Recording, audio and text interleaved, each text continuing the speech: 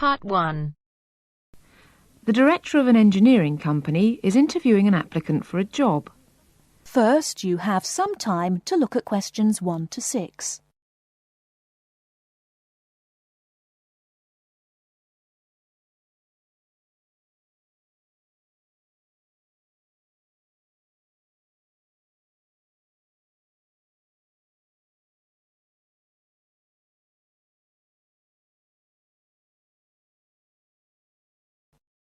Now we shall begin.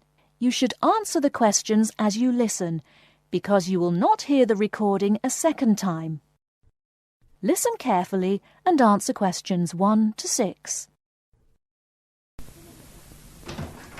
Good morning. It's Mr. Robinson, isn't it? Have a seat. Stephen Robinson. Yes. Is that S-T-E-V-E-N or P-H? It's V. OK. I've got your letter of application, but I need a few more details for the file. Now, you're from Manchester. What exactly is the address? Yes, it's Dynevor Gardens, that's D-Y-N-E-V-O-R, Prestwich. Thanks. And telephone? Well, it isn't mine, it's the landlord's, but I can be contacted. It's 483-250. Uh-huh. The landlord lives in, does he? Well, he has the flat downstairs, and he's a friend of the family anyway. I see. OK. According to your letter, I imagine you were born in, let me see, 1960? 61. Right. And the date? 12th of July. Thank you. And I believe you're married. No, I'm getting married, but not for a few months. Oh, sorry. Well, I mean, congratulations. Is it going to be in Manchester? Well, no, actually. My fiancée's from Wales, so we're getting married in her home village, near Bangor. Oh, how nice. Now, as you know, when you apply for a post with Williams Engineering, we need to find out a few things about both your academic background and more recent work experience, the latter being especially important in respect of this rather specialised position in the area of water management. First of all, A-levels. Yes, I've got 3. Geography, maths and physics. Geography, maths and physics. OK. Before you hear the rest of the conversation, you have some time to look at questions 7 to 10.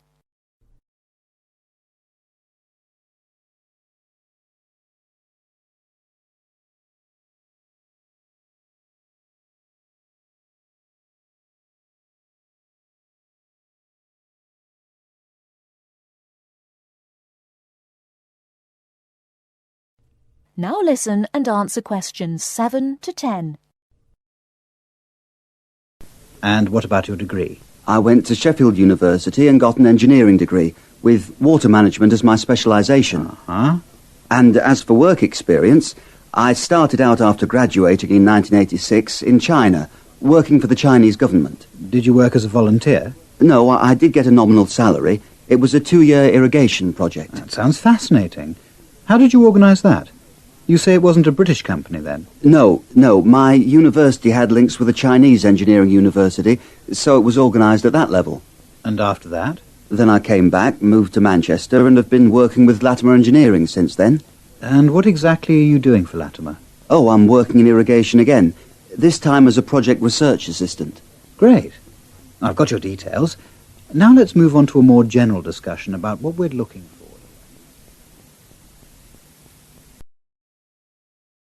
That is the end of Part 1. You now have half a minute to check your answers.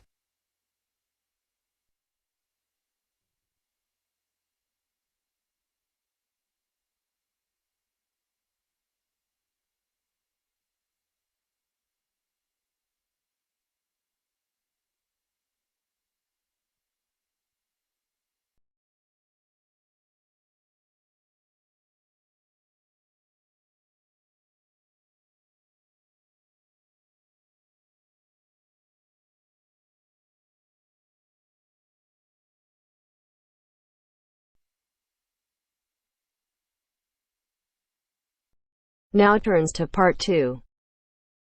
Part 2. You will hear a podcast on Camber's theme park. Now you have some time to look at questions 11 to 16.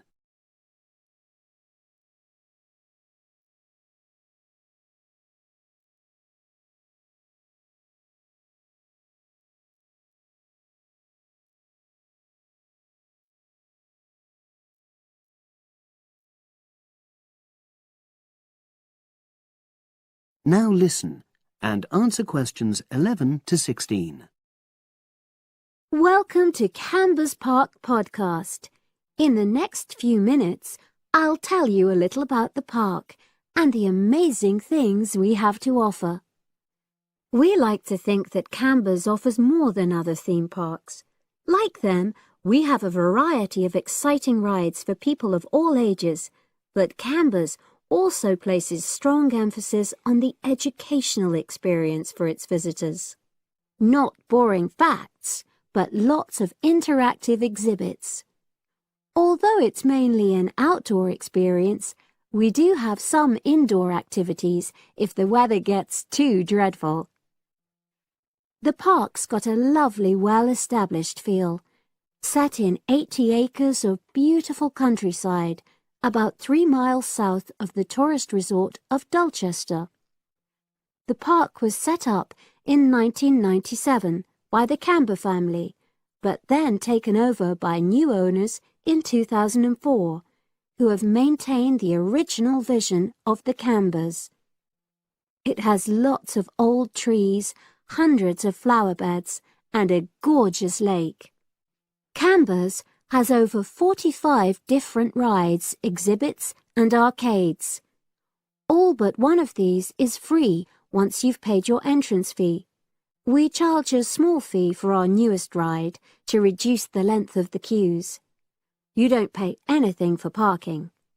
A family ticket for a family of 4 works out at about £8 per person, which is amazing value. Full details of current prices are shown on our website, along with full details of rides, etc., and directions for getting to us. We also have a number of special offers. For example, if you live locally, why not join our Adventurers Club, which entitles you to 50% off ticket prices all year round, and a special lane for all rides and exhibits, which means you don't have to wait to get into any part of the park. See the Offers tab on the website. We've recently added a number of new exhibits to the park, and we're particularly proud of our Future Farm Zone, which houses over 20 different species of animals, from chipmunks to dairy cows. The emphasis is on getting near to the animals. All of them can be petted, and you can buy food for feeding the animals. Many of our younger visitors say that this is the high point of their visit. And speaking of food, don't let the animals have all the fun. We have a total of 7 different catering outlets on the site.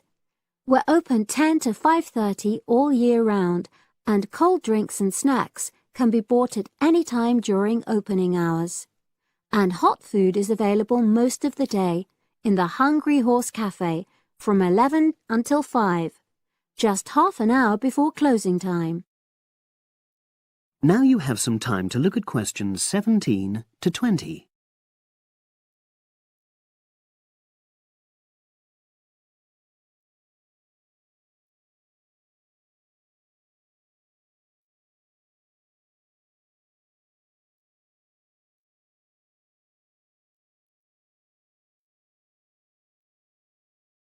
Now listen and answer questions 17 to 20. Now we want all our visitors to have an exciting time when they come to the park, but our first priority must be safety. Parents and guardians know their children's behaviour and capabilities, but here at the park we have set certain conditions for each of the rides to ensure that all visitors get the maximum enjoyment out of the experience and feel secure at all times. There are 4 major rides at the park. Our newest ride is the River Adventure, which is designed to reproduce the experience of whitewater rafting. No amount of protective clothing would make any difference, so only go on this ride if you're prepared to get wet. Children under 8 can go on this ride, but all under 16s must have an adult with them. Not all of our rides are designed for thrills and spills. Our Jungle Gym roller coaster is a gentler version of the classic Loop-the-Loop, specially created for whole family enjoyment, from the smallest children to elderly grandparents, suitable for all levels of disability and health conditions. Carriages have comfortable seating for up to 8 people with safety belts for each passenger, which must be worn at all times. Sit back and enjoy the scenery. One of the best established and most popular of Canberra's rides is the massive swoop slide. Whiz down the polished vertical slide 9 meters in height and scream to your heart's content. There are no age or height restrictions. Be careful though, you must have on long trousers so you won't get any speed burns. And then there's the famous Zip Go-Kart Stadium with 16 karts, 8 for single drivers and 8 for kids preferring to ride along with mum, dad or carer. Take part in high-speed races in our specially designed Formula One style karts, but no bumping other karts, please.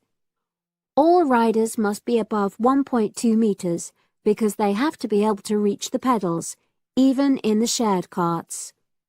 Full details of all safety features are available on our website at www.camberspark.com.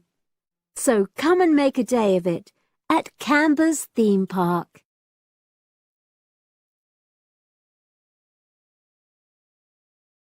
That is the end of part 2. You now have half a minute to check your answers.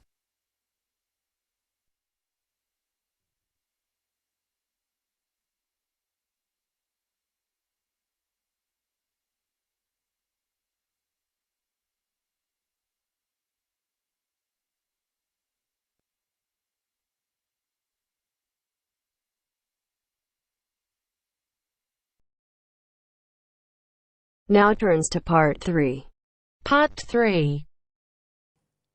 You will hear 2 students discussing a project they have to do as part of a literature course on great books.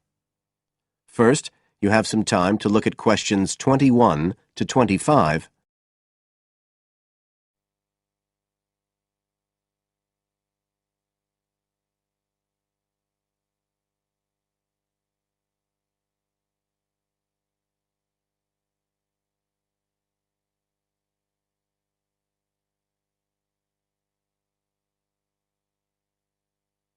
Now listen carefully and answer questions 21 to 25. Hi, Joey. How are you doing? I heard you were sick. Oh, hi, Olivia. Yeah, I had a virus last week, and I missed a whole pile of lectures, like the first one on the great books in literature, where Dr. Castle gave us all the information about the semester project. I can give you copies of the handouts. I've got them right here. That's okay. I already collected the handouts, but I'm not very clear about all the details. I know we each have to choose an individual author. I think I'm going to do Carlos Castaneda. I'm really interested in South American literature. Have you checked he's on the list that Dr. Castle gave us? We can't just choose anyone. Yeah, I checked. It's okay. Who did you choose? Well, I was thinking of choosing Ernest Hemingway, but then I thought, no, I'll do a British author, not an American one. So I chose Emily Bronte. Okay. And first of all, it says we have to read a biography of our author. I guess it's okay if we just look up information about him on the internet? No, it's got to be a full-length book. I think the minimum length's 250 pages. There's a list of biographies. Didn't you get that? Oh, right. I didn't realize we had to stick with that. So, what do we have to do when we've read the biography? Well, then we have to choose one work by the writer. Again, it's got to be something quite long. We can't just read a short story. But I guess a collection of short stories would be okay? Yes, or even a collection of poems, they said. But I think most people are doing novels. I'm going to do Wuthering Heights. I've read it before, but I really want to read it again now I've found out more about the writer. And then the video. We have to make a short video about our author and about the book. How long has it got to be? A minute. What? Like 60 seconds? We got to give all the important information about their life and the book we choose? Well, you can't do everything. I wrote it down somewhere. Yes, Dr. Castle said we had to find or write a short passage that helps to explain the author's passion for writing, why they're a writer. So we can back this up with reference to important events in the writer's life, if they're relevant. But it's up to us, really. The video's meant to portray the essence of the writer's life and the piece of writing we choose. So when we read the biography, we have to think about what kind of person our writer is. Yes, and the historical context and so on. So for my writer, Emily Bronte, the biography gave a really strong impression of the place where she lived and the countryside around. Right. I'm beginning to get the idea. Before you hear the rest of the talk, you have some time to look at questions 26 to 30.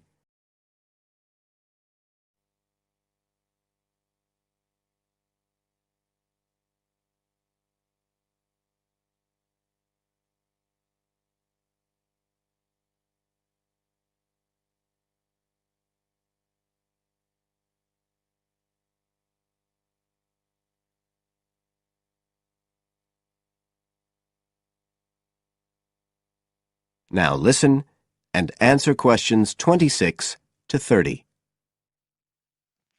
Can I check the other requirements with you? Sure.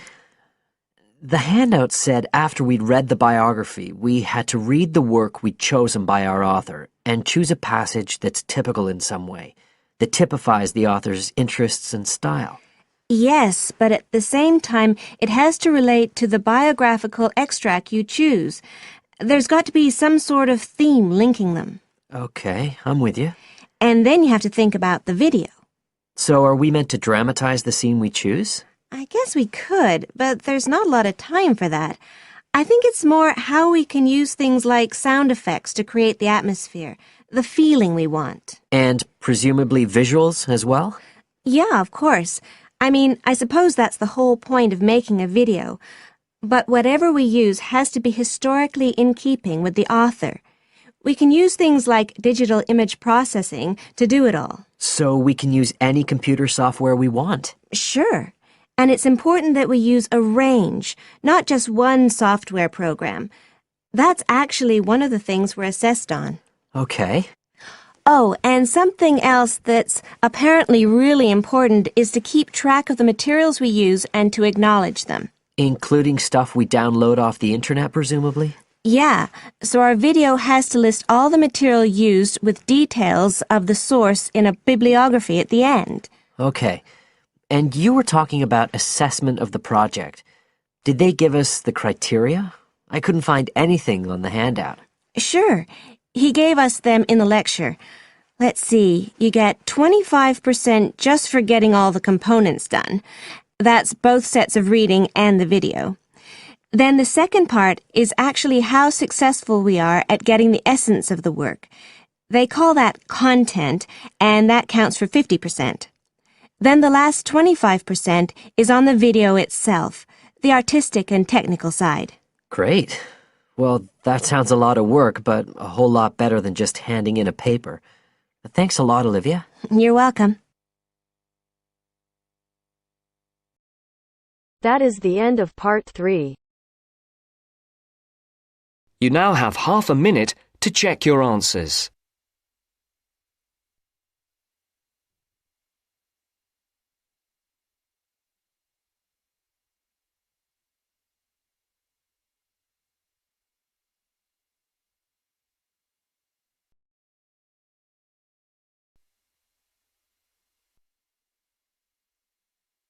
Now turns to part 4.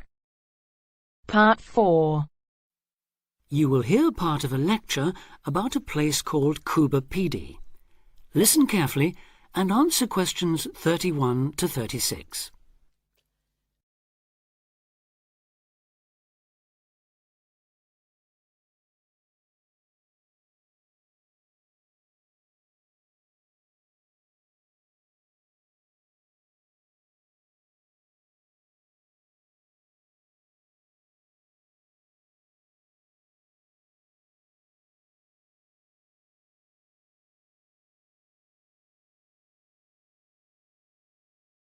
Listen carefully and answer questions 31 to 36. Good afternoon. Today, we're continuing this series of talks on the development of the Australian outback with a look at Coober Pedy, the desert town of opal mines and underground living, which lies 860 kilometres north of Adelaide and 690 south of Alice Springs.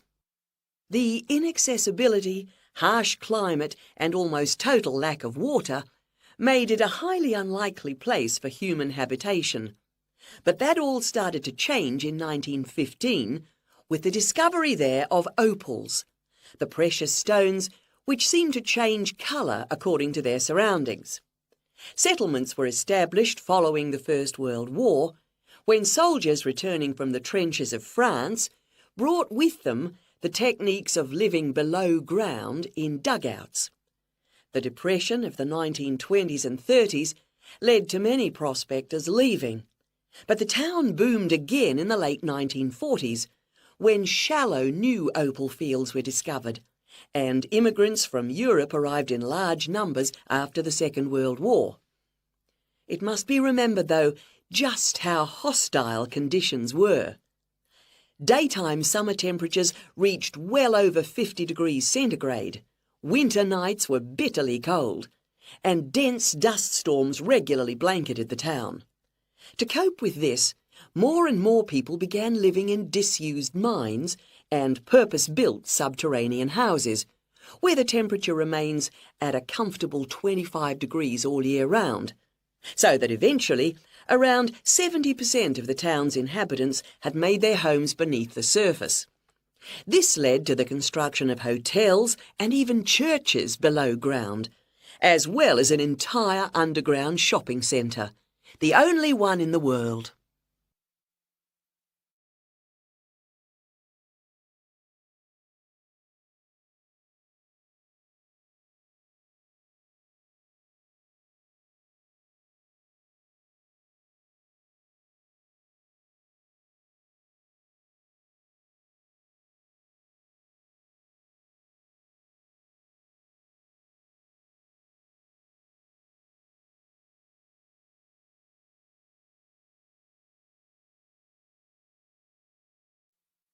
Now answer questions 37 to 40. Perhaps not surprisingly, this has now led to the emergence of a secondary industry, tourism. Increasing numbers of visitors come to see the tunnels and the caves with their ventilation shafts, the weird machines lying about in the town, and, just beyond it in the scorched red desert, the conical hills thrown up by the world's biggest opal mines. It's a logical stopping place for travellers too. The nearest town to Coober Pedy is Woomera, in the prohibited area once used for launching space rockets. But even that is an enormous distance away. Within the town itself, there are plenty of hotel rooms and a number of ethnic restaurants. Remember that Coober Pedy is one of the most multicultural places in Australia, with an estimated 45 nationalities represented, and its very own Opal Museum. A short distance from town, there's a section of the enormous barrier that runs thousands of kilometres across the country, the dingo fence, which is meant to keep these predatory wild dogs out of the sheep farming areas. Another attraction just outside town are the sets of various films made there, including Mad Max 3, as well as The Red Planet and Until the End of the World. Names that reflect the harshness of the terrain and temperatures there. The name Coober Pedy, incidentally, comes from an Aboriginal expression meaning white man's hole in the ground. Next, I'd like to go on to talk about Broken Hill, another mining town, but one that...